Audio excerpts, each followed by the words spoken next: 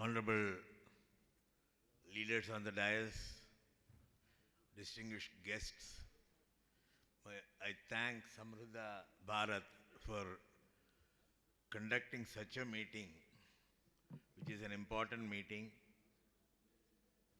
So I first thank them. I am proud to say that I come from a state which provides maximum percentage of reservation for OBCs. 50% reservation is given to OBCs in Tamil Nadu, 19% to the Dalits, totally 69% reservation is given in our state. I think that is the only state which has exceeded this 50% mark. Secondly, I come from a movement which fought for reservation and first amendment of the Constitution that socially and educationally backward classes should be given reservation in employment and education. That was the first amendment of the Constitution way back in 1950, and Tandai Periyar, A.V. Ramasamy Nayakar fought for that, because what happened was earlier, during the British rule, when the Justice Party was ruling the state, we had a communal GO, communal reservation, was in force, that it included every community. So whenever there is a vacancy, first one class will get that, the next vacancy will go to the other class, third vacancy will go to the third class. Like this, there was a communal reservation. After the new constitution, the old laws were scrapped. So we lost that reservation system. So we had to fight against the government which was after independence, and we got the amendment made that was possible. And I am personally, I was also a party. I was in the Lok Sabha in 2010. At that time, we wanted this reservation, caste-wise census. I also spoke on that. So that also, I am very privileged to say that when Chhagan Bhujbal was talking about others, I told him that you have left my name out of it. See, the one thing this caste-based reservation will do is that it will definitely break the ceiling fixed by the Supreme Court. We did not have any data to give to the Supreme Court. If you have a caste-wise census, we will know what is the percentage of OBCs.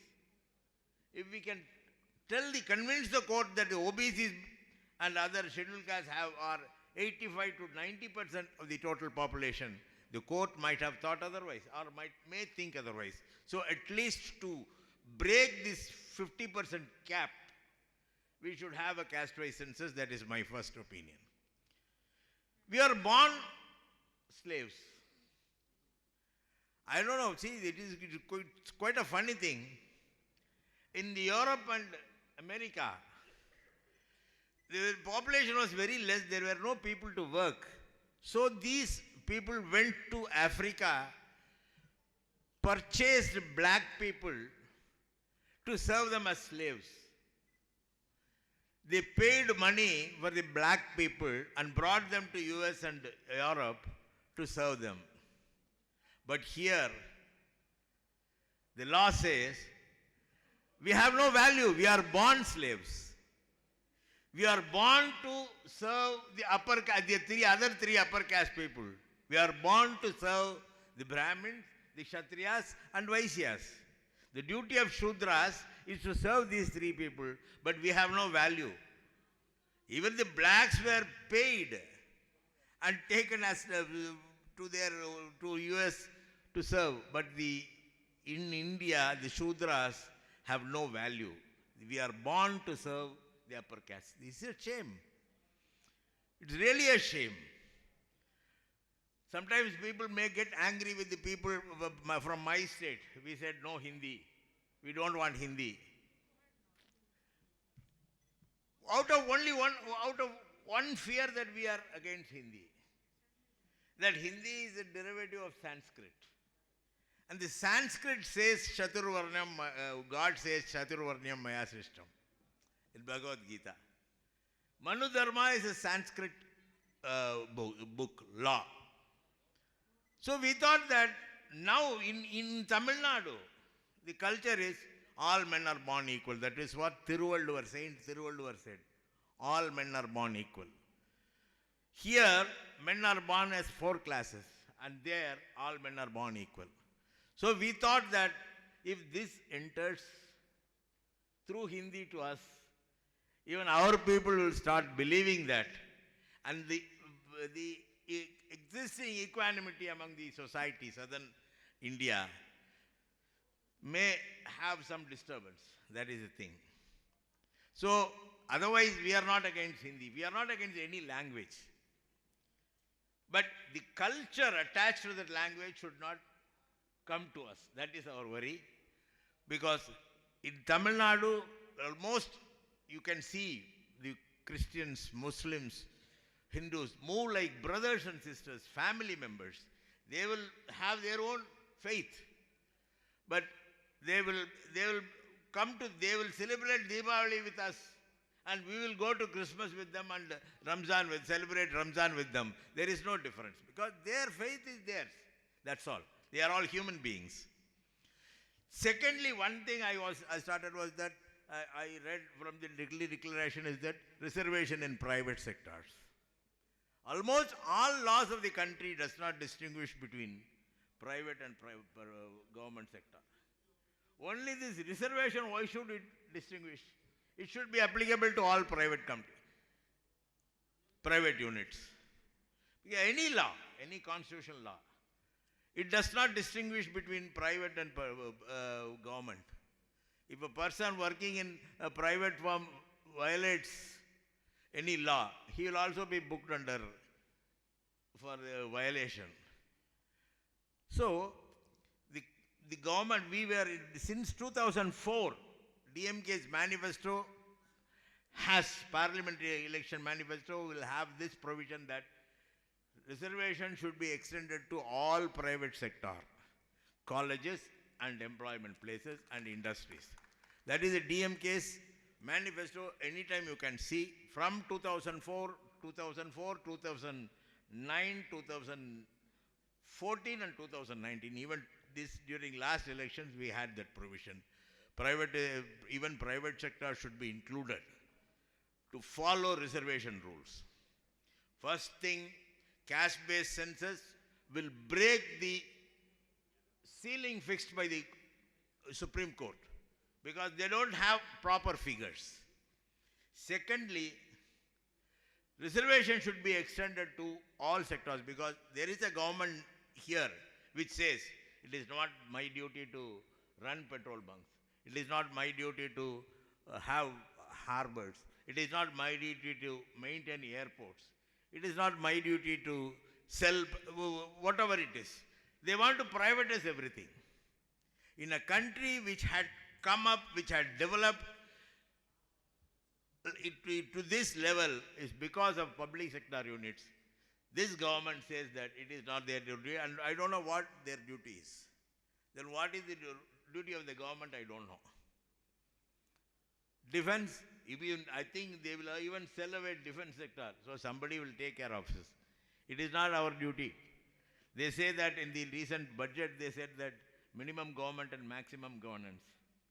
I asked the government, what minimum government by the people who were elected to govern the country and maximum governance by 2 rich people of Gujarat? I don't know. What is minimum government and maximum governance?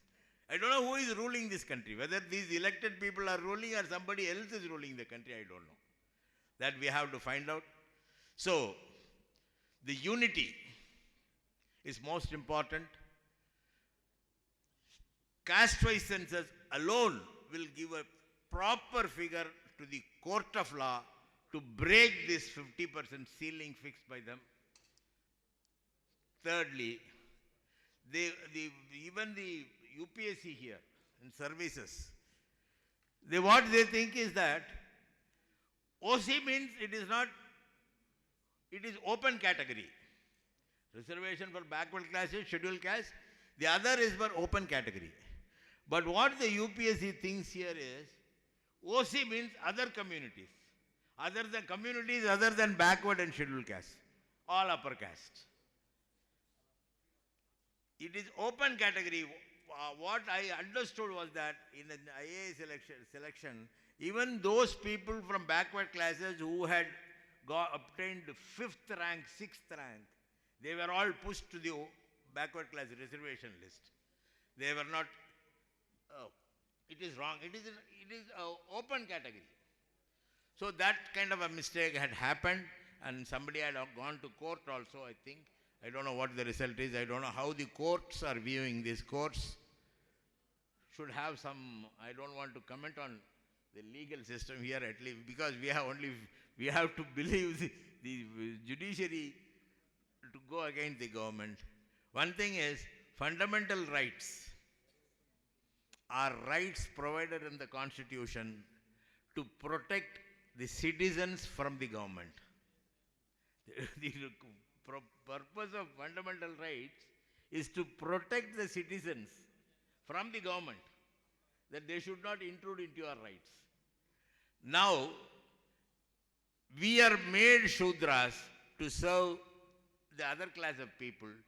This was the practice of the older Greco-Roman period. The Greco-Roman society was divided into 4 classes. That has come to us. So that practice, the many gods, multi-gods, polytheism, and this class also had, all these things had come from the Greco-Roman society, because of which we are suffering. We will have to fight it out. We must develop a strong sense of goodwill and gather people. Only with the support of people that we can win. There must be some leaders from among us, to lead the people of this part of the country to fight against the government. When people start fighting, the governments have to budge. With these words, I thank you, sir.